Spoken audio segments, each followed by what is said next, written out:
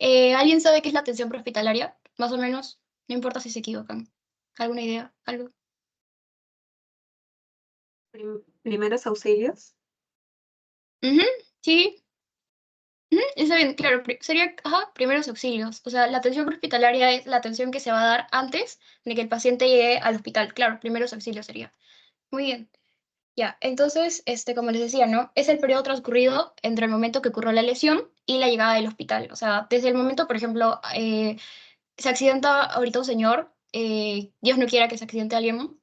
Ya bueno, se accidenta, hay un atropello, por así decirlo, y la atención prehospitalaria va a ser desde que el señor se accidentó, desde que lo atropellaron en el carro, hasta que llegó al hospital. Eso va a ser como que la atención prehospitalaria. Y es muy importante porque, o sea, este, o sea, es muy importante, ¿no? Para preservar lo que es la vida del paciente. Y bueno, vamos a tener algunos pasos que van a ser fundamentales para lo que es la atención.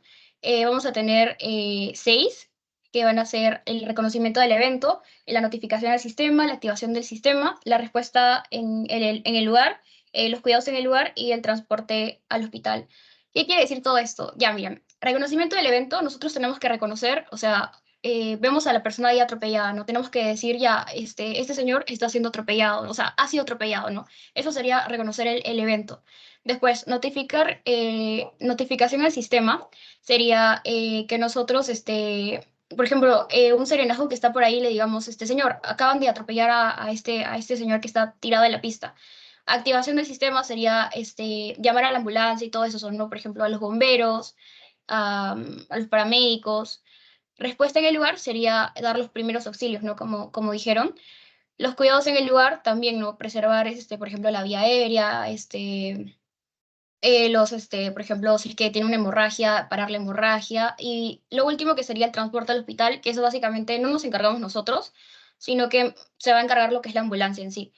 Y bueno, esto es muy importante, como les decía, porque puede ser la diferencia entre la vida y la muerte, ¿no? O sea, es fundamental, o sea, los primeros auxilios que se le van a dar al paciente, bueno, al señor. Y ya, algo importante que les quería aclarar era que, o sea, si ustedes ven a una persona, por ejemplo, que está tirada en la pista, que acaba de ser atropellada, y están pasando carros, ¿ustedes qué harían? ¿Van a salvar, bueno, cruzan la pista, se tiran a los carros o qué hacen? O sea, ¿qué harían ustedes? ¿Alejandra? Creo que primero lo correcto sería verificar que la zona en donde vamos a hacer los procedimientos sea segura, porque si es que estamos realizando el procedimiento y pasa un carro, podemos hasta accidentarnos nosotros también. Entonces creo que sería verificar si la zona es segura para también nosotros realizar, ¿no? Una serie de pasos, ¿no? Ujú, muy bien, excelente, exacto. Es verificar si la escena está segura. Y eso, grábenselo bien claro. O sea, primero son ustedes, tercero son ustedes. Siempre tienen que velar por o sea, su propio bienestar, ¿no? De nada sirve que nosotros vayamos a salvar al paciente y que nosotros también terminemos heridos, ¿no? No tiene sentido. Y también han preguntado, bueno, a mí me preguntaron en mi parcial, también me pusieron, creo que les puse una pregunta parecida en su pretest, no sé si la habrán contestado bien, pero siempre tienen que verificar la escena. O sea, si les ponen, por ejemplo, el paciente que acaba de ser atropellado, o sea, ¿qué se le tiene que hacer? Y ponen varias opciones, ¿no? Por ejemplo, primeros auxilios, verificar si la escena está segura. Marquen, verificar si la escena está segura, siempre. O sea, siempre son ustedes, primero son ustedes, segundo son ustedes. Eso siempre, o sea, grábenselo bien en la cabeza. Y a veces el doctor como que juega con eso y algunos caen. Entonces, tómenlo en cuenta por si acaso. Ya, después, algunos datos importantes que saqué de su PPT, que, o sea, más o menos son más que todo memorización en sí, o sea, no es como que lo tengan que entender tanto. Ya bueno, datos importantes. Las primeras causas de muerte en personas de 1 a 44 años es los traumas, ¿no? Después, el 80% de las muertes en adolescentes son los traumas y el 60% son muertes secundarias a traumas son en niños. Y algo que es importante es que, esto de aquí es importante, es que los costos de muerte más altos en trauma van a ser hacia las personas jóvenes. ¿Por qué? Porque, por ejemplo, imagínense que un adulto mayor se haga, o sea, haga un trauma, ¿no? Se haga un trauma y en sí no va, o sea, no va a generar tanto, por ejemplo, tanto costo. ¿Por qué? Porque esa persona no se encuentra trabajando, o sea, no es como que no está tan activa laboralmente. En cambio, si una persona joven que está activa trabajando, por ejemplo, trabaja en dos trabajos, yo qué sé, se accidenta, obviamente va a generar ahí un costo de muerte, ¿no? Un costo de muerte más alto. Y acá hay una pregunta sobre eso. A ver, dice, ¿la población económicamente activa es marcarla lo correcto? La primera alternativa es el impacto económico por la pérdida de años laborales, caída en calidad de vida genera un altísimo costo social. Las lesiones en este grupo poblacional son de corta duración y poco impacto social. Las mujeres de este grupo poblacional son más afectadas que los hombres, es la menos afectada por estas lesiones y detrás de la población pediátrica es la segunda mayor afectada. ¿Ustedes cuál marcarían?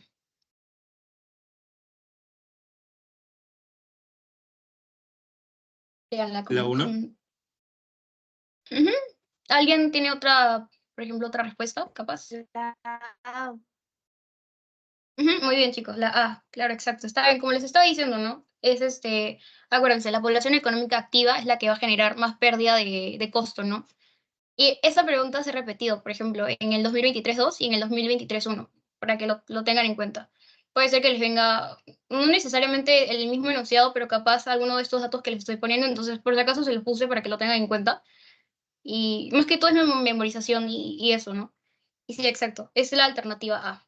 Está muy bien, chicos, muy bien. Ya, vamos a ver ahora con lo que es el triaje. El triaje básicamente va a ser seleccionar a pacientes de acuerdo a su nivel de gravedad, ¿no? O sea, por ejemplo, nos encontramos en una emergencia. Para esto hay que saber identificar entre una emergencia y una urgencia. La urgencia es, o sea, no va a correr el peligro el paciente, o sea, su vida no va a correr peligro. En cambio, una emergencia sí pone en peligro la vida del paciente. Entonces, es importante como que diferenciar entre urgencia y emergencia para hacer un buen triaje. Pero acuérdense que triaje va a ser seleccionar a las personas según su nivel de gravedad. Esto también lo vamos a ver como que más adelante todavía, creo que son los temas del final, que por ejemplo, el triaje se puede hacer por colores, pero eso todavía no se preocupen, o sea, todavía no lo vamos a ver. Pero ahorita quédense con triaje, que es seleccionar a pacientes de acuerdo a su nivel de gravedad. Eso es fundamental. Y ya bueno, aquí vamos a tener una regla de los 5 adecuados. ¿Se acuerdan que cuando estábamos en inyectables también teníamos una regla de los 5 adecuados? Eso, ya. Aquí también vamos a tener la misma, bueno, una regla similar, ¿no? Que tenemos que hacer la regla de los 5 adecuados, que es el paciente adecuado, la atención adecuada, el traslado adecuado al lugar y en el tiempo adecuado. Eso es, o sea, fundamental. Por ejemplo, ya les pongo un caso, ¿no? Por ejemplo, un paciente se accidentó, tuvo un infarto, un infarto, ya. Tuvo un infarto y ustedes tienen dos opciones. Tienen una posta al lado, o sea, a la vuelta de su casa, o tienen un hospital que es, o sea, especializado en cardiología. ¿A cuál irían ustedes? O sea, ¿a cuál llevarían al paciente? ¿A la vuelta de su casa, a la posta o al hospital de cardiología?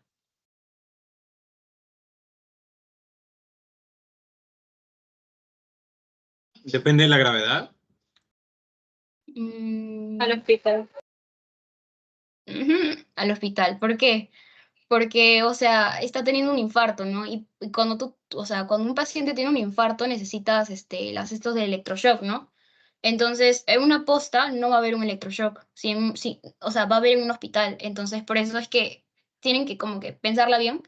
Por ejemplo, o sea, tiene que ser al lugar adecuado. No necesariamente al lugar adecuado va a ser el más cercano, no. Tienen que ver también, o sea, con qué cosas, o sea, con qué equipos cuenta el hospital, o con qué equipos consta la posta, ¿no? Pero en sí, posta es como que, o sea, por ejemplo, algún corte, así que sea chiquito nomás. No es que les estoy diciendo vayan a la posta porque tienen una hemorragia, no. Tienen que como que saber evaluar en sí a dónde tienen que llevar al paciente. Y cuando hablamos del tiempo adecuado, aquí vamos a tener como que dos opciones, por así decirlo, que es la hora dorada y la hora platina. La hora dorada es la primera hora, o sea, la primera hora, ¿no? Que ocurre el hecho. Y la hora platina es dentro de la hora dorada, o sea, la hora platina es dentro de la hora dorada y son los 10 primeros minutos. Ya, ¿y por qué? O sea, ¿por qué se hace esto de hora dorada y hora platina? Porque, o sea, tú lo que quieres es, o sea, una intervención rápida, ¿no? Para poder salvar al paciente. Entonces, esto como que, o sea, por ejemplo, si es que tenemos un paciente que se está desangrando, eh, obviamente esos 10 minutos que transcurran desde el hecho va a ser la diferencia, ¿no? Porque vas a parar la hemorragia, vas a fijarte en sus signos vitales y todo eso. Entonces, es fundamental atender al paciente lo más rápido que puedas. Por eso es que les digo que va a ser la diferencia entre la vida y la muerte. Y acuérdense, hora dorada son 60 minutos y la hora platino son los 10 primeros minutos de la hora dorada. Ya, chicos, está acá. Los 5 correctos de la atención prehospitalaria son... Les dejo para que la lean un rato.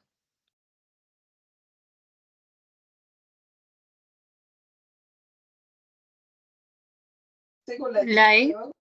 La E. Alternativa E. La alternativa E. Muy bien, exacto, La E. la E.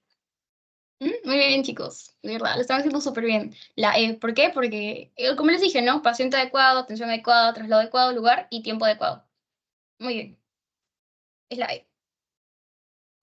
Ya, y aquí vamos a tener, o sea, para hacer como una buena atención prehospitalaria tenemos que saber estos pasos, o sea, que es el A, B, C, D, E en atención, en atención, ¿no? Por ejemplo, cuando hablemos del A, nos vamos a referir a lo que es el manejo de las vías aéreas, ¿no? La B, control de la respiración, la C, la circulación, la D, el examen neurológico y la E, de exposición. Ahorita se les voy a explicar. Igual, en la teoría, o sea, como les decía, nosotros vamos a volver a ver todo esto en temas del final. Entonces, o sea, sí es bueno que lo tengan en cuenta. Se los voy a explicar, pero, o sea, el doctor creo que solo toca hasta vías aéreas, me parece, porque hoy día como que vamos a ver más que todo traumas, del corazón y del abdomen. Entonces, por si acaso, ténganlo en cuenta. Si es que le preguntan capaz en sus prácticas o algo así, tómenlo en cuenta. Ya, entonces, como les decía, ¿no? La A de vías aéreas, de airway. Como vimos en signos vitales, nosotros vamos a tener dos movimientos, ¿no? La expiración y la inspiración. ¿Alguien me quiere decir qué pasa en la expiración y la inspiración? Sí que, por ejemplo, el diafragma sube, baja. No importa si se equivocan, Norman. Yo también me equivocaba Cuando bastante. inspiras sube y cuando expiras baja. Cuando inspiras sube y cuando expiras baja. Espérate. Inspiración, está bien, claro. Yo también me confundo a veces de eso. Cuando inspiras, o sea, el aire entra, los pulmones se amplían, ¿no? Y el diafragma baja. ¿Por qué? Porque está llenando lo que es la capacidad pulmonar. En cambio, cuando expiras, o sea, botas el aire, el diafragma sube. ¿Por qué? Porque, o sea, los pulmones se están haciendo chiquitos. Entonces eso, no importa si se equivocan, yo también me equivocaba realmente, no, a veces no lo entendía y tenía que estar diciendo, cuando inspiro, ¿qué hago? Y ya, pero después ya lo fui más o menos entendiendo. Ya, entonces, fundamental, músculos de la respiración, el principal, acuérdense que es el diafragma. Eso siempre grábenselo ya en su cabeza. El principal es el diafragma, es el principal. Y bueno, los intercostales internos y los externos serían los accesorios, ¿no? Aparte también hay otros, por ejemplo, el serrato, esos son los accesorios, pero el principal es el diafragma. Y ya, aquí vamos a tener algo muy importante, que van a ser algunas causas de obstrucciones, que por ejemplo, cuando un paciente está politraumatizado, o sea, puede ser que pierda la conciencia, como puede ser que no pierda la conciencia. O sea, podemos ponernos en dos escenarios, ¿no? Que pierda la conciencia o que no pierda la conciencia. ¿Qué pasaría si el paciente pierde la conciencia? La lengua se va a ir para atrás, porque no va a tener como que, o sea, no va a tener como que, no va a poder manejarla, ¿no? Entonces, porque está inconsciente. Entonces, la lengua se va para atrás y eso impide que la vía aérea sea permeable. Entonces, eso es una causa de obstrucción. Y también, por ejemplo, secreciones, ¿no? Por ejemplo, si es que un paciente, por ejemplo, tiene una hemorragia interna y la sangre va a salir, ¿no? Puede ser que salga, ¿no? Y va a salir por la boca. Entonces, eso, también sería una causa de obstrucción, las secreciones. Pero, Rodrigo. Ah, sí, tenía una pregunta, porque normalmente había visto que cuando te disparan tipo en la garganta, es como Ujú. que te ahogas y no... ¿Cómo sería la obstrucción? ¿Sería como por hemorragia o algo por el estilo? ¿O cómo sería Ah, en ese caso? ¿Dónde me dijiste que le disparaban? En el abdomen, en la tráquea, ¿no? Sí, en la tráquea, cuello, tráquea. Ujú, podría ser que, o sea, haya una, claro, obviamente no, puede ser que haya una obstrucción de sangre por la tráquea, pero por eso es que se hace la intubación por glotis. Por ejemplo, o sea, se permeabiliza la vía aérea y se va a entrar, o sea, la intubación por la glotis y eso va a hacer que como que, o sea, haya una buena permeabilidad de la vía aérea y que la persona pueda respirar bien, por así decirlo. ¿Sí entendiste? Sí, gracias. Ya. Ya, bueno, entonces, como les decía, aquí está la glotis, o sea, es esta cosita de acá, y por aquí es que se va a hacer lo que es la intubación por la glotis. Cuando un paciente no pueda respirar, se va a hacer lo que es la intubación por la glotis. No sé si ustedes habrán visto Grey's Anatomy, pero hay algunos episodios que, por ejemplo, a los internos les ponen como que a intubar, ¿no? Y algunos no saben, que no sé qué, entonces, o sea, sí cuesta un poco ver lo que es la glotis, y más aún cuando el paciente está inconsciente, pero con eso sí sé la práctica. O sea, yo todavía no lo hago, pero sí sé que es medio difícil, como que intubar por la glotis. Ya, chicos, ya. La razón por la cual se hacen maniobras de alineación de la vía aérea es evitar la obstrucción de, se los acabo de decir.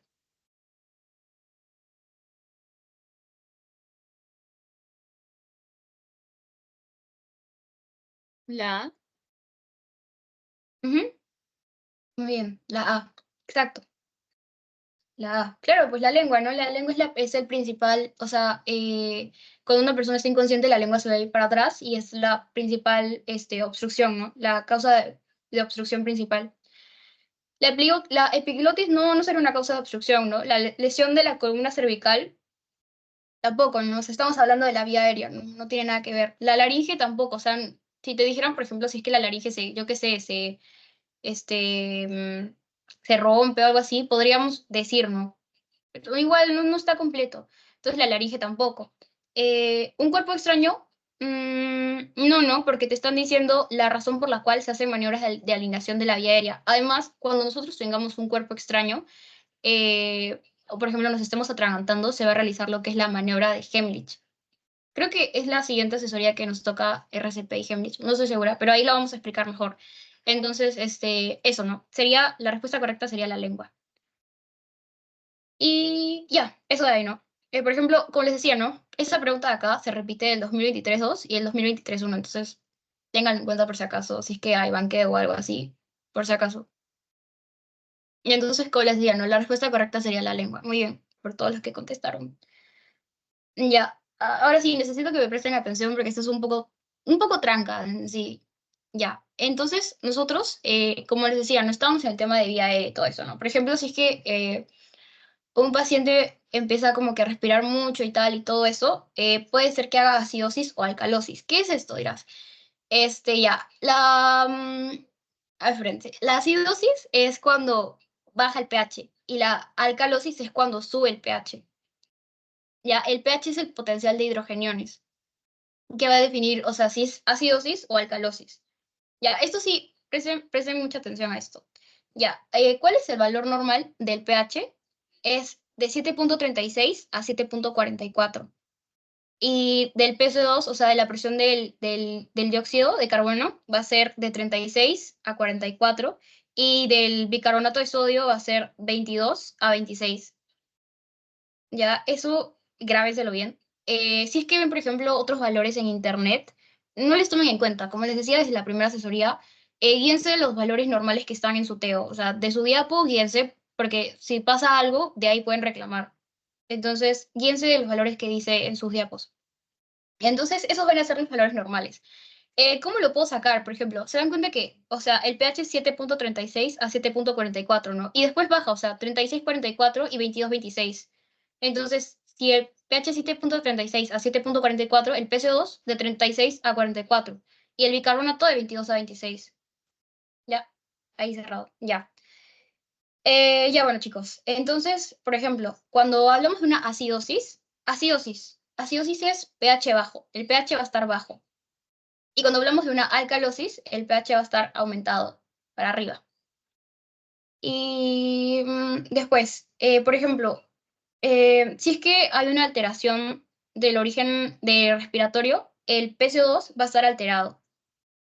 ¿Cómo? O sea, si ustedes me preguntan cómo es que podemos saber si es que es metabólico o respiratorio, es porque por el PCO2 o por el bicarbonato. Si es que está alterado el PCO2, es respiratorio. Y si es que está alterado el HSO3, que es el bicarbonato, es metabólico. Y después, me acuerdo que leí una pregunta que decía que cuál era el equilibrio, o sea, el equilibrio entre ácido y base. El equilibrio se va a llamar eufenia y el desequilibrio se va a llamar alcalosis o acidosis, como les estaba diciendo. Acidosis para abajo y alcalosis para arriba. El pH va a aumentar y el pH en acidosis va a disminuir. Y eso de ahí, puede ser que, por ejemplo, en sus prácticas les pregunten, les pongan, ¿no? Por ejemplo, si tengo un paciente con un pH de 7.32, ¿qué tiene? ¿Alcalosis o acidosis? ¿Ustedes qué dirían? 7.32. Acidosis. Muy bien, Acidosis. acidosis. Porque el pH está, exacto, porque el pH está disminuido. Acidosis, acuérdense.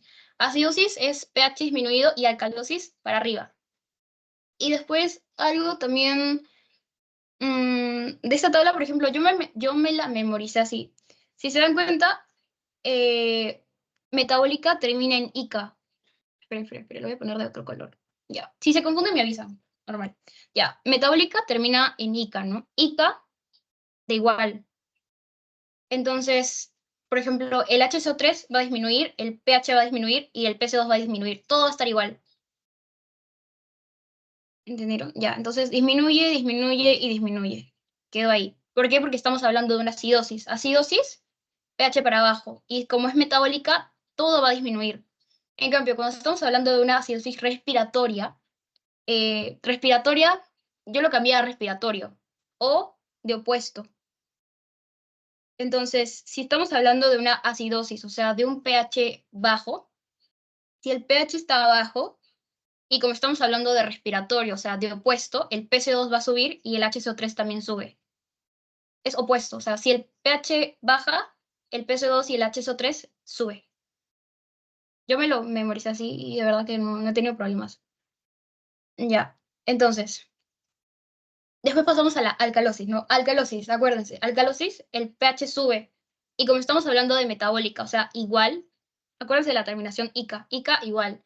Entonces, si el pH sube, o sea, alcalosis sube, también va a subir lo que es el bicarbonato y el PCO2. Suben todos. Y cuando hablamos de alcalosis respiratorio o de opuesto, alcalosis, pH sube, y como es opuesto de respiratorio, el PC2 va a bajar y el HCO3 va a bajar.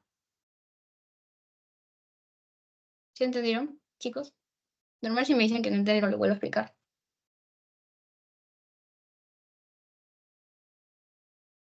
¿Sí? Ya, perfecto. Sí, se entendió. Ya, perfecto. Espero que se lo memoricen así porque yo me acuerdo que yo también me confundí. Yo estaba perdida en primer ciclo. Dije, ¿qué es esto? Y me acuerdo que, o sea, esto grábenselo bien porque, por ejemplo, en fisiología también lo volví a ver. Ahorita también lo estoy volviendo a ver. O sea, es algo que ya se queda de por sí. Y te ponen, no sé si les vayan a poner, por ejemplo, caso clínico, pero un caso clínico chiquito, ¿no? Igual también, o sea, no sé también si les van a poner en sus prácticas que tienen. Por ejemplo, la doctora les puede poner, como les decía, ¿no? Por ejemplo, paciente, yo qué sé, 36 años, viene a emergencia y se le toma el AGA, que es el examen que va a contener el pH. Se toma eso, el pH sale, por ejemplo, 7.34, 7.34, y ustedes se acuerdan que el pH, el valor normal del pH es 7.36 a 7.44, entonces 7.34 sería acidosis, ¿no? Si te están hablando de un pH de 7.49, por así decirlo, sería alcalosis, ¿no? Para arriba. Y ya, eso sería, ¿no? No estoy segura si les vayan a poner, por ejemplo, con alteración compensatoria, pero si les ponen, ustedes hacen su grafiquito y normal lo sacan por ahí, ¿no? Puede ser que les pregunten, por ejemplo, paciente con por ejemplo, con acidosis metabólica. No, por ejemplo, paciente con pH de 7.32, y su PCO2 está disminuido. ¿Es alteración, está compensada? Puede ser que le pregunten eso. Ustedes hacen su grafiquito y lo sacan de ahí y normal. Entonces, eso de acá. Y también acuérdense esto de acá. Si el PCO2 está alterado, va a ser de origen respiratorio. Y si el bicarbonato está alterado, es metabólico. El PCO2, que es el dióxido, ¿no? El dióxido de carbono. Y el HCO3, que es el bicarbonato. Acuérdense, el PCO2 a mí me suena respiratorio, ¿no? Respiratorio. Si es alterado, respiratorio. Y si el bicarbonato está alterado, es metabólico. Ya, eso de ahí. Y bueno, como les decía, teníamos el A, B, C, D, E, ¿no? Vamos a pasar con la respiración ahora. Eso no lo han puesto en su teoría, pero o sea, quiero que como que más o menos comprendan y no se salten como que de pasos. Por ejemplo, esto igual lo vamos a ver después, así que no se preocupen. Pero para que más o menos vayan teniendo un poco de como que conocimiento acerca de esto. Ya, bueno, entonces nosotros vamos a tener que evaluar lo que es la respiración, ¿no? En el paciente. ¿Y cuál es por así decirlo, una mnemotecnia para que ustedes se acuerden? Sería ves. Ver, escuchar, sentir. ¿Qué quiero ver, qué quiero escuchar y qué quiero sentir? ¿Ves? Cómo, o sea, las respiraciones, ¿no? Si es que el tórax se está expandiendo o no se está expandiendo. Después, escuchas las respiraciones, ¿no? Por ejemplo, si es una respiración forzada o si, por ejemplo, si tiene alguna secreción, se va a escuchar como que medio rarito. Y después sientes, puedes poner, o sea, despacito, obviamente, ¿no? Tu mano en tu tórax y vas a ver cómo es que se eleva o se deprime, ¿no? Se expande y se deprime, se expande y se deprime. Eso de ahí. Y una maniobra que es la maniobra de frente-mentón para permeabilizar la vía aérea. La maniobra de frente-mentón en sí se utiliza, no se utiliza para pacientes politraumatizados que tengan, por ejemplo, con compromiso de columna. Eh, eso no se realiza, pero, o sea, si es que nosotros vemos un paciente que no está comprometido con lo que es la columna vertebral, vamos a realizar la maniobra frente-mentón. Eso después se los explico, cuáles son los tipos de maniobras, pero la principal aquí sería la maniobra frente-mentón, ¿no? Como su nombre lo dice, tenemos que poner nuestra mano en la frente y en el mentón y tenemos que poner para arriba la cabeza y va a hacer que como que las vías aéreas como que se permeabilicen. Y después en la circulación, por ejemplo, tenemos que evaluar lo que es el llenado capilar, el color de piel y tiene que ser una evaluación continua. ¿Qué es el llenado capilar?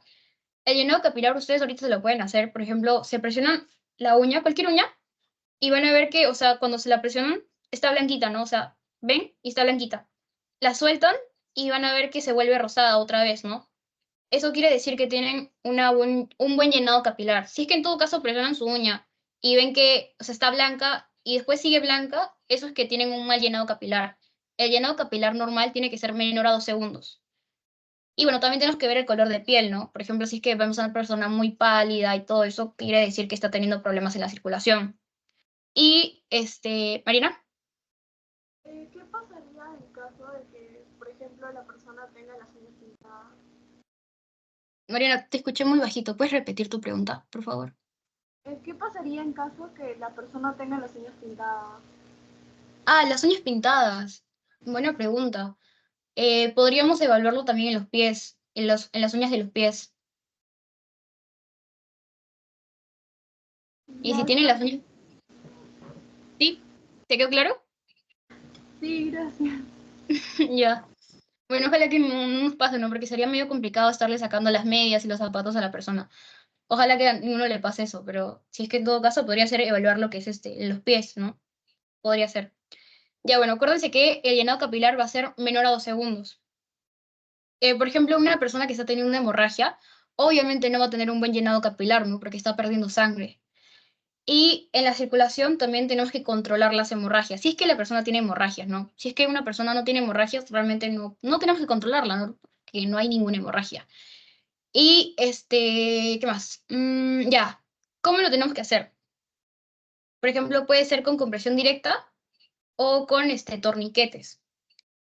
¿Cuál es la más recomendada? La compresión directa. ¿Por qué? Porque los torniquetes, o sea, son como, o sea, ustedes los ven acá, ¿no? Por ejemplo, este, se ajusta, se ajusta, se ajusta, o sea, se pone como que una venda y se ajusta, se ajusta, se ajusta, se ajusta. Eso es un torniquete, pero en sí no está como que muy recomendado. Eso es en caso como última medida. Por ejemplo, si es que tenemos una paciente que se está literalmente desangrando ya y por más que hagamos compresión directa, esa hemorragia no para, obviamente tenemos que hacer torniquete. Pero acuérdense que el torniquete es la última medida, o sea, nuestra primera opción va a ser la compresión directa, eso acuérdense. ¿Y qué es la compresión directa? O sea, por ejemplo, si yo ahorita estoy teniendo ahorita una hemorragia acá, agarro, por ejemplo, yo qué sé, una gasa o un polo, por ejemplo, si estoy en mi casa sola y no tengo gasas, agarro un polo y comprimo con mi mano, ¿no? Acá lo pongo, sí, comprimo, comprimo, comprimo. Eso es compresión directa. Y el torniquete es esa cosita, ¿no? Que se... Mira, acá vemos un torniquete que se compra en farmacias, normal. Pueden ir y comprarse un torniquete y se ajusta. O sea, se ajusta. No tengo mi torniquete acá, pero es igualito, literalmente. Se ajusta, se jala la pita y ustedes ven que, o sea, literalmente si es que se están jugando con eso, o sea, les va a cortar la circulación, porque es muy fuerte el torniquete. Entonces, por eso es que se utiliza como última medida. Primero es en la compresión directa. Y como les decía, ¿cómo vamos a evaluar lo que es el llenado capilar? Aquí no, por ejemplo, en nuestras manos, ponemos nuestra mano así y presionamos un poquito y se supone que o sea, la sangre, o sea, el color rojito de nuestra uña debería de regresar automáticamente, ¿no? En menos de 2 segundos. Y si es que no regresa, es que estamos pasando por algo, ¿no? Por ejemplo, una persona que está teniendo una hemorragia no va a tener un buen llenado capilar. Y ya, bueno, como penúltima, del A, B, C, D, E, tenemos lo que es el D, que es el déficit neurológico. Aquí vamos a evaluar lo que son el examen neurológico, ¿no? Vamos a ver si el paciente está en óptimas condiciones, por así decirlo, ¿no? Esto de aquí es la escala de Glasgow. Ay, no se puso. Ya, escala de Glasgow se llama. Y la escala de Glasgow, que Glasgow. Ya, la escala de Glasgow va a evaluar lo que es la función ocular, verbal y motora. Y ya eso, también, ejemplo de Grey's Anatomy, por ejemplo, en emergencias, dicen, por ejemplo, paciente de tantos años con, por ejemplo, 8 de Glasgow. Entonces ustedes ya más o menos pueden ver si es que está, por ejemplo, óptimo, si es que le pasa algo, y esas cosas, ¿no? Y algo importante que quiero que se graben es que la puntuación mínima del Glasgow es 3 y la puntuación máxima es 15. Eso acuérdenselo, de verdad, porque a mí me vino una pregunta así en un pasito y me acuerdo que la gran mayoría jaló porque el doctor como que nos puso, ¿cuál es la puntuación mínima del Glasgow? Y nos ponía 0, 1, 2, 3 y 5. Y la gran mayoría marcó 0, pero esa no es la puntuación mínima es 3, acuérdense, esa es la puntuación mínima. ¿Por qué? Porque, por ejemplo, si es que no responde, aquí hay como que varios, por ejemplo, parámetros, por así decirlo, que se va a evaluar al paciente. No, por ejemplo, en la función ocular, si es que esta la abre espontáneamente, si es que nosotros le decimos abra los ojos y abre los ojos, si es que, por ejemplo, los abre al dolor, o sea, si es que lo peñiscamos y abre los ojos, ahí, o por ejemplo, si es que no responde, ¿no? Esas cosas, eso después lo vamos a ver, pero lo que quiero rescatar aquí y quiero que se graben realmente es lo de la puntuación mínima y la puntuación máxima. Ajá, sí, literal, sí, exacto. Si fuera 0 ya literalmente ya estaría bajo tierra, ¿no? Ni siquiera existe, o sea, y cuando es puntuación mínima de 3, o sea, es porque el paciente ya está en estado crítico, o sea, ya está muy grave realmente, porque cuando hablamos de puntuación de 3, o sea, es decir que en su respuesta ocular no responde, en su respuesta motora no responde, y en su respuesta verbal no responde, entonces es que tiene un problema a nivel neurológico, ¿no? Y ya el paciente realmente no responde. Y después, ¿se acuerdan que la primera clase, la primera asesoría, les dije de los reflejos oculares que teníamos? Ya, en el examen neurológico también vamos a evaluar eso, los reflejos oculares. Lo más destacable aquí es lo que es la miosis y la midriasis. Miosis, como les dije, ¿no? En la primera asesoría. Miosis tiene una O de contracción,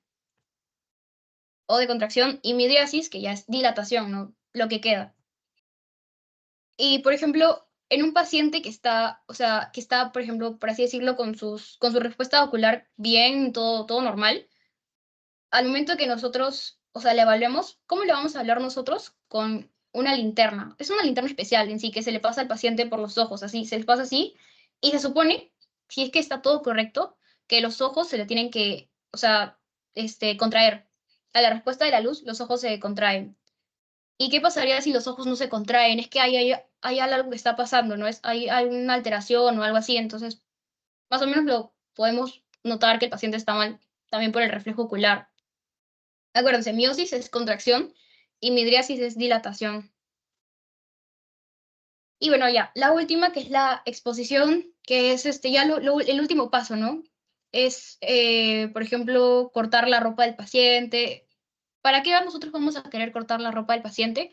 para ver en sí todas sus heridas, ¿no? Para ver todo el cuerpo en sí. Por ejemplo, si es que el paciente está con un pantalón, nosotros no nos podemos dar cuenta si es que tiene un corte profundo, o si es que tiene una fractura abierta, esas cosas, ¿no? Por eso es que el último paso, que es la exposición, es importante. Pero también en la exposición tenemos que cuidar algo que es el calor corporal, ¿no? Mantenerlo. Porque imagínense que literalmente le cortamos toda la ropa al paciente, que no sé qué, porque queremos ver, y lo dejamos literalmente, o sea, sin nada. El paciente puede ser que sufra de hipotermia o algo así, ¿no? Dependiendo también del clima. Entonces hay que cuidar también eso de ahí. Y siempre con cuidado, ¿no? O sea, no es que queremos desnudar al paciente y ver todo, no, no, no, también con cautela un poco. Y estos de aquí son tijeras especiales. ¿Alguien quería hablar? No. Ya bueno. Estas de aquí son tijeras especiales que son como que con los bordes, o sea, con los bordes que no lastiman. Eso, o sea, con eso se hace lo que es la exposición. Y ya, chicos, vamos a pasar con traumas torácicos. Esa clase es un poquito densa. Y ya, bueno, los traumas torácicos, ¿no? ¿Quieren tener un descanso de 5 minutos o está bien? ¿O quieren seguir? Si quieren, lo pueden escribir por el chat, si es que no quieren abrir su micro. Yo creo que seguimos. ¿Sí? Ya. Ya, bueno, entonces seguimos. Ya, entonces ya, bueno, vamos a hablar de lo que son traumas torácicos. Aquí el doctor les puso varios traumas torácicos, pero he podido sacar como que algunos más importantes. Por ejemplo, lo que son las fracturas de costillas. Eso lo puse en amarillo porque es una pregunta que vino de exámenes pasados, así que por si acaso tenganlo en cuenta. Ya, bueno, las costillas, ¿no? Vamos a tener en sí varias costillas y varios tipos también, por ejemplo, las flotantes, que son 2 y 2, que son 4 en total. ¿Y qué van a hacer las costillas? Van a hacer la función de protección, ¿no? De protección a todos los órganos que están dentro de las costillas, por ejemplo, al corazón, al pulmón, a esos órganos, ¿no? Sirve la función de protección. Y ¿cómo vamos a darnos cuenta de una fractura de costillas? Por ejemplo, si es que al paciente le duele o también por medio de una radiografía. No sé si alguno de ustedes alguna vez le habrán hecho alguna radiografía o algo, pero por ese método nos podemos dar cuenta de la fractura, ¿no? De una fractura de costilla. Y ya, acá un dato importante, que es, por ejemplo, el 30% de los pacientes con fractura son en la primera o segunda costilla, van a fallecer por otras lesiones, o sea, no necesariamente por esa fractura de la primera o segunda costilla. Y después el 5% de estos pacientes tiene ruptura de aorta asociada. La aorta es esta de aquí, o sea, la aorta es la principal arteria de todo el cuerpo, es o sea, la fundamental. Literalmente, si se rompe la aorta, ya fuimos, estamos muertos, o sea, seríamos, o sea, bien piñas si se nos rompe, si hay una ruptura de aorta, o sea, es muy difícil que una persona sobreviva a una ruptura de aorta.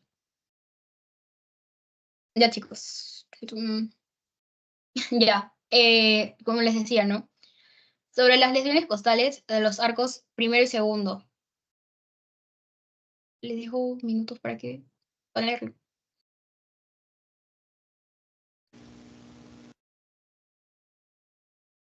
La B.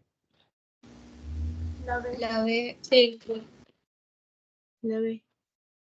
Ya. ¿Alguno tiene otra respuesta? La B. ¿La D? La B. La B. La B. Está bien, la B. Porque, a ver, ahorita, es que solo es, o sea, cosa de memoria. O sea, literalmente su PPT de Teo dice igualita la respuesta. Entonces, normal, o sea, aquí está. 30% de los pacientes con fractura en la primera o segunda costilla van a fallecer por otras lesiones. Y aquí nos dice el 5% de estos pacientes tiene ruptura de aorta asociada. Entonces, ya, la primera nos dice el 10% de estos pacientes fallecen por otras lesiones. No sería el 10, no, sería el 30%. Entonces, descartada. Ahí decimos, no, no es esa.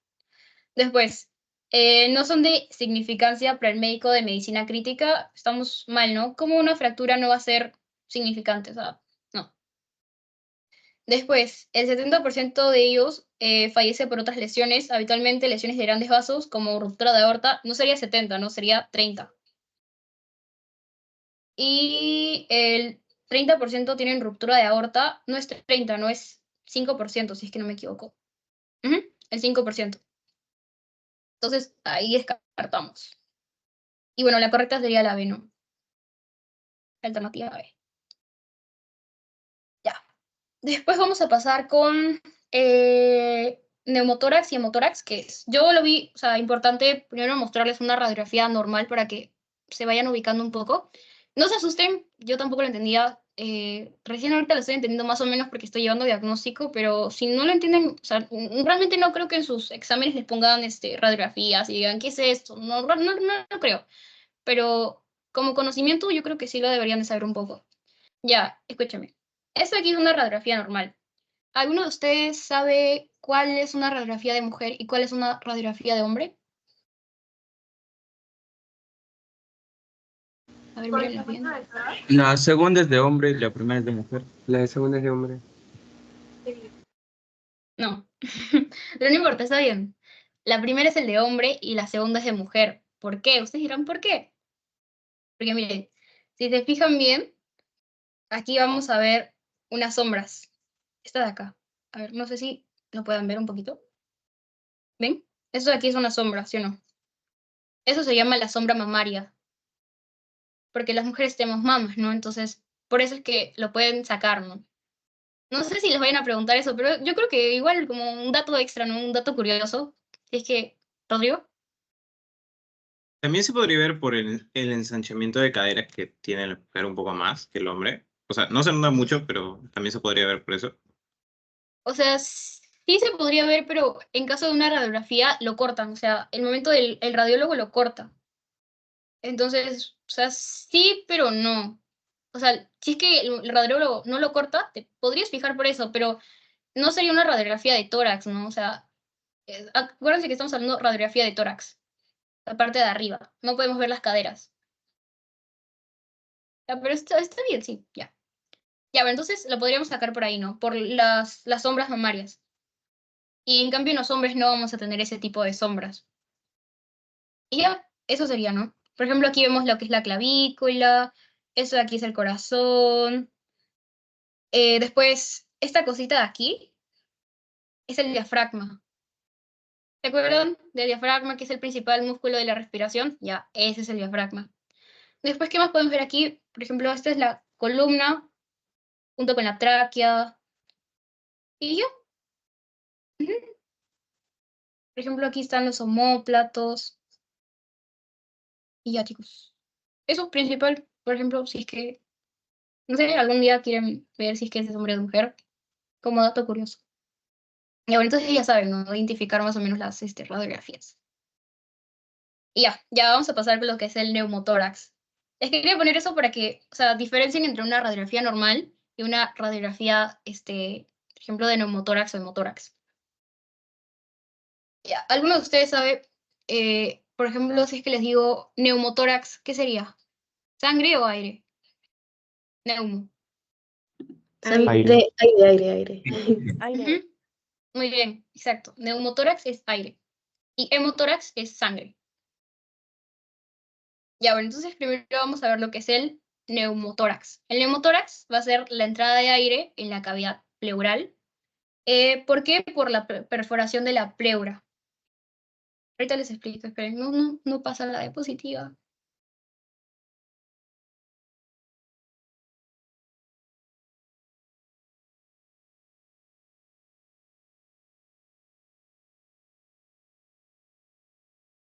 No pasa.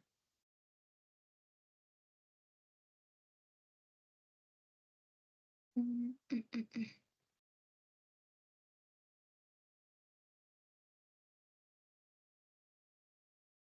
Pero voy a dejar de compartir y voy a volver a compartir yo, porque no se ha pasado, qué raro.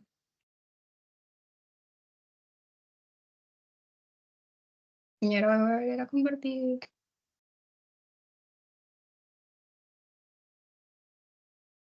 Mm,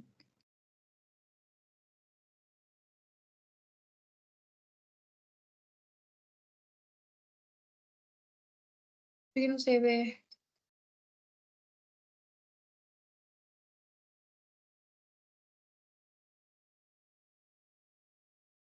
Me voy a volver a compartir, si no comparto desde mi laptop.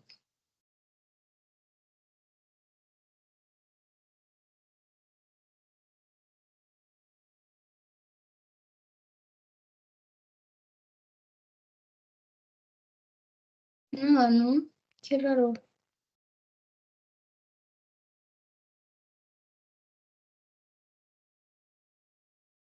No, ahí sí se ve, y aquí.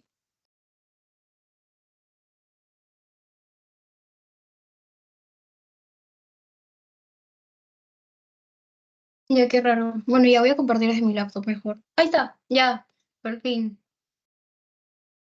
Ya, bueno, entonces como les estaba diciendo, ¿no? Neumotórax es la entrada de aire en la cavidad pleural por perforación de la pleura. Ustedes dirán, ¿qué es la cavidad pleural y qué es la pleura? La pleura es lo que va a recubrir a los pulmones, ¿no? Miren, acá está. Nosotros vamos a tener dos tipos de pleura, una pleura visceral y una pleura parietal. ¿Ya? Y al medio de esas dos pleuras vamos a tener lo que es la cavidad pleural. En el neumotórax, la cavidad pleural se va a llenar de aire. Es por eso que, o sea, al llenarse de aire, un pulmón se va a hacer más chiquito. ¿Por qué? Porque el aire como que empieza a llenar lo que es la cavidad del pulmón, ¿no? Entonces, como no hay espacio, el pulmón se hace chiquito. Y el otro pulmón hace, por así decirlo, el trabajo del pulmón afectado. Y ya bueno, aquí vamos a ver lo que es el neumotórax. Algo que también tienen que saber es radiolúcido y radiopaco. ¿Alguno sabe qué es radiolúcido y qué es radiopaco?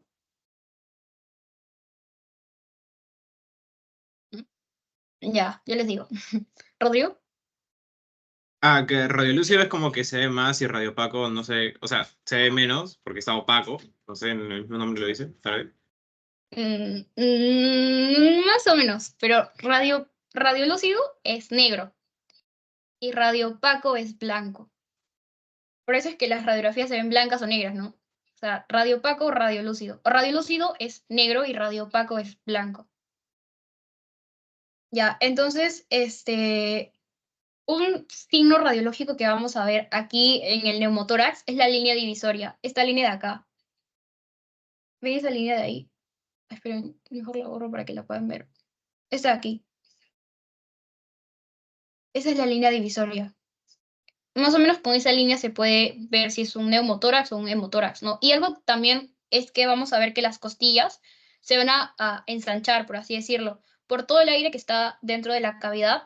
O sea, las costillas como que no están como que preparadas, por así decirlo, para tener tanto aire adentro, ¿no? Entonces lo que van a hacer es abrirse para que, o sea, pueda entrar, por así decirlo, el aire, ¿no? Entonces vamos a ver ese signo, ¿no? Que las costillas se van a abrir. Por eso les puse antes una radiografía normal para que se puedan ubicar un poco. Y los pacientes que van a tener neumotórax van a tener una dificultad para respirar. ¿Por qué? Porque un pulmón va a estar, o sea, va a estar chiquito, ¿no? Y el otro pulmón como que va a suplir, o sea, la función del pulmón enfermo. Y ya, por ejemplo, ya, esto de aquí, por ejemplo, el diafragma, ¿qué es? ¿Radiolúcido o radiopaco? Radiopaco. Radiopaco. Muy bien, exacto, radiopaco. ¿Por qué? Porque es blanco, ¿no? Los huesos se van a ver radiopacos y todo eso, ¿no? Por ejemplo, un dato curioso, por así decirlo, no sé si alguno de ustedes les hayan hecho una radiografía de tórax, pero por ejemplo, cuando les hacen una radiografía de tórax, les dicen, inspira, ¿no? Inspira aire. ¿Por qué? Porque necesitan que el tórax se vea radiolúcido, porque el aire es radiolúcido. Por eso es que les dicen inspiren aire, para que puedan ver como que todas las estructuras, ¿no? Ya, eso. Y ya después vamos a pasar con el hemotórax. El hemotórax, como ya dijeron, es hemo de sangre, ¿no? Es sangre dentro del tórax. Y un signo característico del hemotórax, o sea, no es un signo solo del hemotórax, sino que también se puede ver, por ejemplo, en un derrame pleural, pero para ahorita si ustedes, no creo realmente que les pongan hemotórax, o sea, una radiografía en su examen, pero si es que, por ejemplo, les ponen, tienen que ver este signo de acá, que es el signo de Damasio. Es como que la curvita, es una curvita. Esta de aquí. Ay, no, es que no lo quiero pintar para que lo vean. Esta de acá. Ese es el signo de Damasio, es como que una curvita así para los dos lados. Y por ejemplo, esta de acá, esto no es un hemotórax, por si acaso, es un derrame pleural. Pero, o sea, como les decía, no solamente se va a ver en un hemotórax, también se puede ver en otras patologías. Pero para que se vayan como que ubicando un poco, que es, o sea, es que aquí como que se ve mejor el signo, ¿no? El signo de Damasio, por eso se los puse. Pero de esto no se guíen, o sea, solo para ver el signo, nada más. Guíense de acá, del hemotórax. Y ya. Después, ya falta poco, así que no se preocupen. Yo sé que ahorita están un poco cansados y todo eso, pero ya, vamos a terminar. La formación de aire o sangre en el pulmón se llama. Neumotórax y hemotórax. La D. La de Muy bien, chicos. Dado. Muy bien, muy bien. Excelente. Neumotórax y hemotórax. Neumo de aire y hemo de sangre. Muy bien. Exacto, la D. Neumotórax y hemotórax. Alexandra. Sí, disculpa, con la anterior diapositiva, entonces nos guiamos de la imagen que estaba a la izquierda, Sí, está acá. Está acá. la que es como en una curva horizontal. Ujú. Ay, ya está bien. Gracias. Ajá. Ya, solo se las puse para que, o sea, que aquí se nota mejor el signo, entonces por eso se los puse, pero fíjense de esta imagen. Esta imagen está en su PPT. Ya, entonces seguimos. Ya falta poco. Después vamos a tener lo que es el taponamiento pericárdico. ¿Qué va a pasar aquí? Que va a haber una compresión cardíaca debido a que hay una acumulación de flujos dentro del pericardio. El pericardio es como que la capa que va a recubrir al corazón y va a haber líquido dentro de esa capa, ¿no? Acá está, flujo dentro del pericardio. Entonces, el corazón, ¿se acuerdan de la diástole y la sístole, ¿no? Los movimientos, ¿no? Del corazón. No va a poder realizar la diástole ni la sístole, pero en sí más lo que es la diástole, ¿no? Entonces el corazón no se va a poder como que llenar de sangre. Por lo tanto, como el corazón no se va a poner, no va a poder, o sea, va a realizar como que unos movimientos muy deficientes, por así decirlo. Sus movimientos no van a ser buenos. Entonces, por eso es que en el taponamiento pericárdico vamos a ver lo que es la triada de Beck. Ingurgitación yugular, ruidos cardíacos reducidos e hipotensión arterial. ¿Y por qué todo esto? Por ejemplo, la ingurgitación yugular, que es esta de aquí, que la vena yugular se va a ver, o sea, la vamos a ver a simple vista, ¿no? Que está ingurgitada, o sea, está así como que se ha saltado, ¿no? Porque realmente la vena yugular no se debería de ver así. Eso es una ingurgitación yugular. Ya, después vamos a tener los ruidos cardíacos reducidos por el mismo hecho de que el corazón no puede expandirse ni reducirse, ¿no? Porque tiene líquido dentro del pericardio. Entonces, como el corazón no se puede expandir ni reducirse, no hacer ni la sístole ni la diástole, vamos a tener unos ruidos cardíacos reducidos y también vamos a tener una hipotensión arterial, ¿no? Una presión arterial baja, por el que el gasto cardíaco va a disminuir, ¿no? Por los flujos, la frecuencia cardíaca. ¿Se acuerdan de la fórmula de la presión arterial y todo eso? Ya. Gasto cardíaco era igual a frecuencia cardíaca por el volumen de eyección sistólica, ¿no? Por el BES, por el volumen de eyección sistólica. Lo pongo acá, para que no se confundan. Gasto cardíaco es igual a frecuencia cardíaca por el volumen de eyección sistólica.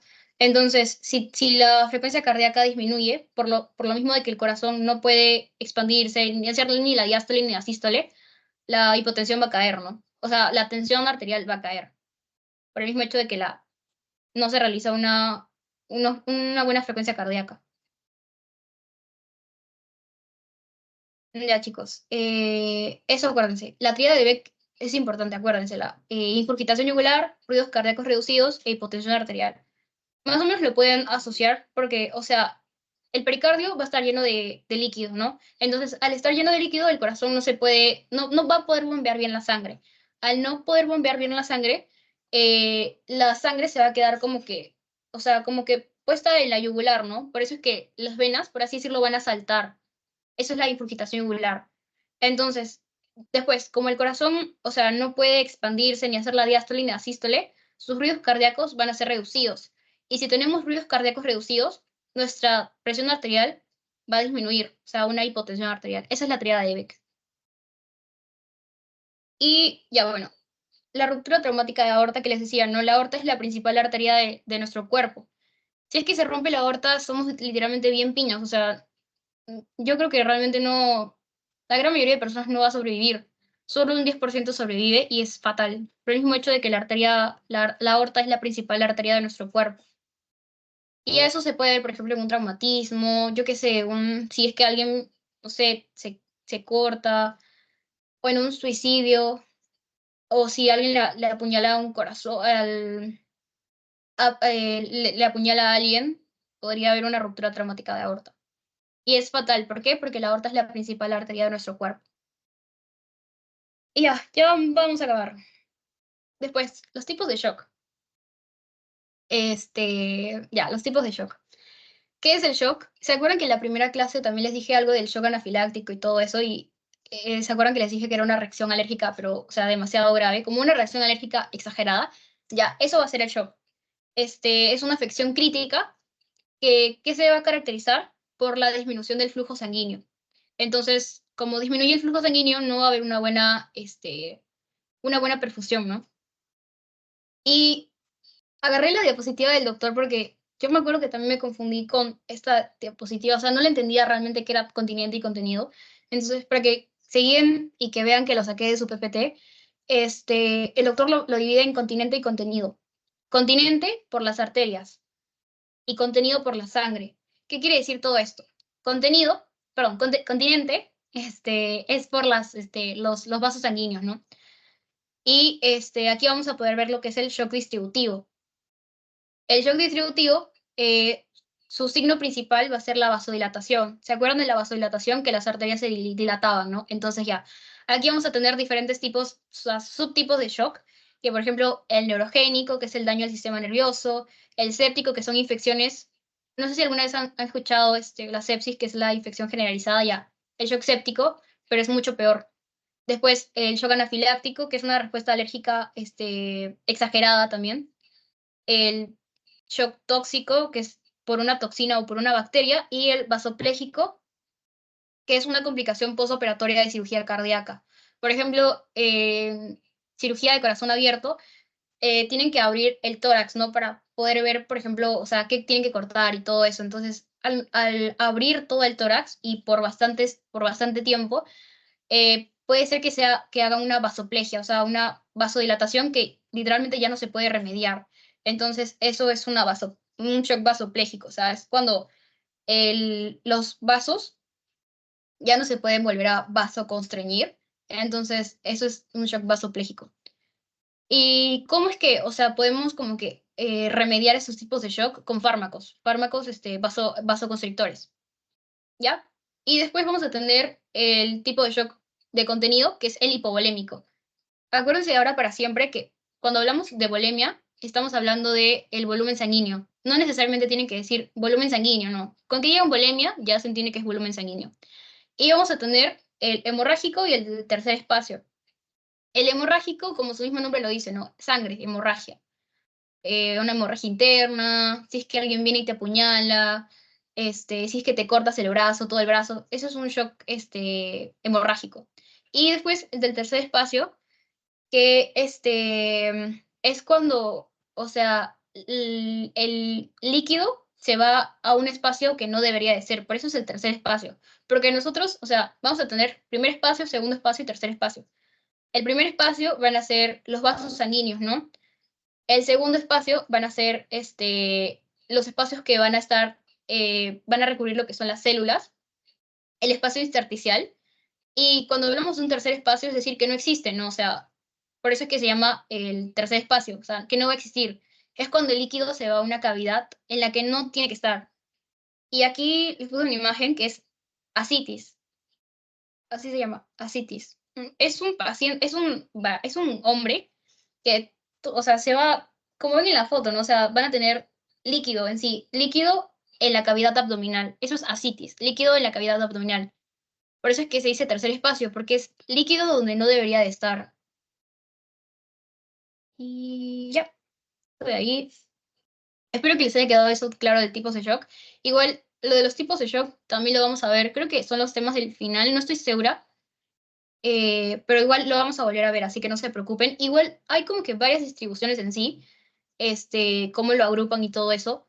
Pero básicamente es lo mismo, ¿no? Por ejemplo, em, en varios libros no ponen continente ni contenido. Por eso yo también me confundía. Cuando estaba así, igual que ustedes, me confundía y decía, ¿pero qué es continente y qué es contenido? No le encontraba realmente la asociación. Pero por eso les puse así para que se guíen de su mismo PPT y no se confundan. Y ya esto es casi lo último, ya. Los traumas abdominales, ¿no? Aquí vamos a tener como que la repartición en sí de los órganos y, por ejemplo, algunas patologías que podría ser, si es que les duele alguna área del estómago, del abdomen en sí. Esto no, o sea, les puse para que más o menos o sea, lo asocien un poco, pero en la siguiente día, pues lo que se deberían de aprender. Y algo que siempre, o sea, que siempre realmente preguntan es lo de los órganos más frecuentemente lesionados. Eso también es importante que se lo aprendan. Porque si se lo toman en un pasito, si se lo toman en un examen, sí se los van a tomar. Ya, los órganos más frecuentemente lesionados van a ser, como primera alternativa, es el vaso, el hígado, el intestino delgado y el colon. ¿Por qué el vaso? Porque no tiene como que tanto recubrimiento, entonces cuando va a haber por ejemplo, por un traumatismo, el vaso va a ser como que el más afectado. Después le va a seguir el hígado, el intestino delgado y el colon.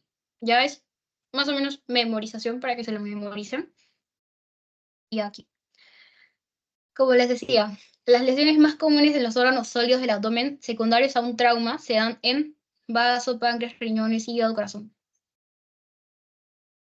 ¿Qué marcan ustedes? A, Vaso. Vaso. Hígado. Vaso. Vaso. Vaso. Exacto. Vaso. ¿Por qué no podría ser hígado? Porque, miren, vaso está como primera opción y te están preguntando las lesiones más comunes, o sea, la principal, ¿no? Si es que, por ejemplo, en su examen o en su pasito o en su práctica no ven la alternativa a vaso, pueden marcar hígado o pueden marcar intestino delgado o colon, ¿no? Si es que están en esas alternativas. Pero si es que está vaso, marquen vaso, porque es el órgano que está más frecuentemente lesionado, es el principal. Entonces ya, eso de ahí, la respuesta correcta sería vaso. Y eso de aquí que sí se lo deberían de aprender, no sé si también sus pasitos les podrían preguntar es la distribución de los órganos. O sea, nosotros vamos a tener como que nuestro abdomen se va a dividir. Y, por ejemplo, estas líneas de acá, o sea, ¿cómo es que nosotros dividimos a nuestro abdomen, no? Va a partir de lo que son las líneas medioclaviculares, o sea, la mitad de la clavícula, vamos a tocarla, ya, la mitad de la clavícula, y va a partir una línea recta para abajo.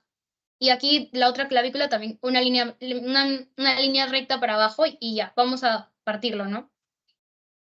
Y vamos a tener el hipocondrio derecho, el epigastrio, mesogastrio, hipogastrio. Esos solo memorícenselo y, y ya, chicos, eso de ahí sí se los recomendaría que se lo memoricen. Igual como falta todavía bastante tiempo para su parcial, o sea, no tiempo, pero fácil 4 semanas por ahí. Sí tienen tiempo de memorizárselo y vayan practicándolo. Y ya, acá hay una pregunta, ¿no? Que nos dicen, creo que ya, solo falta una diapo nada más y ya terminamos. Ya nos dicen, en el abdomen, de acuerdo a su división, se hallan los siguientes órganos. Es full memoria, así que no se preocupen si ahorita se equivoca.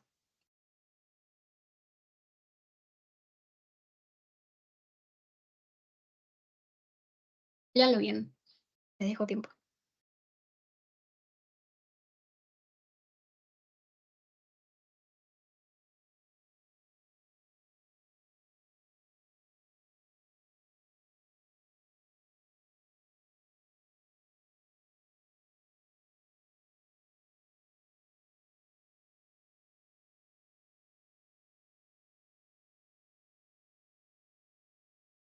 La B.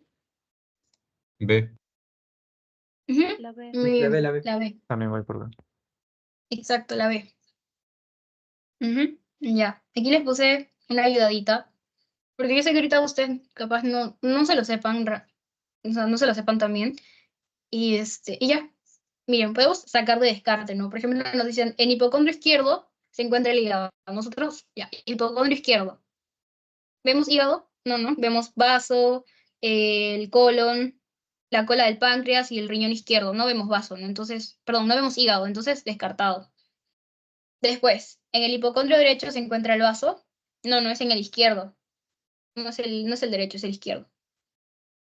Después, en el mesogastrio se encuentra la vejiga. No se encuentra en el mesogastrio, sino en el hipogastrio. Mesogastrio es mitad, entonces la vejiga está abajo, no podría estar en el medio la vejiga, es en hipogastrio. Entonces no es en el mesogastrio, es en el hipogastrio. Después, en el flanco derecho se encuentra en colon sigmoides y el recto. Vemos flanco derecho. ¿Dónde está el flanco derecho? El colon sigmoides y el recto, no están ahí. El recto, yo tampoco lo veo el recto, ¿dónde está?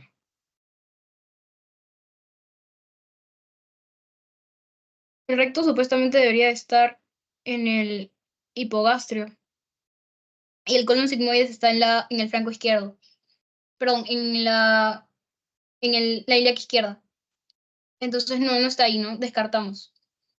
Y el apéndice, siempre, ¿no? El apéndice siempre va a estar a su derecha. Si es que no se acuerdan, acuérdense. Si es que, por ejemplo, ven no sé, yo lo saco, por ejemplo, en la derecha está mi apéndice, en la izquierda está mi páncreas, y más o menos lo vas descartando por ahí. Y ya, eso de ahí, ¿no? El apéndice se encuentra en la fosa ilíaca derecha. Fosa ilíaca derecha. Apéndice, acá está. Y ya, chicos, ya no hay otra pregunta más. Eso sería todo por atención prehospitalaria.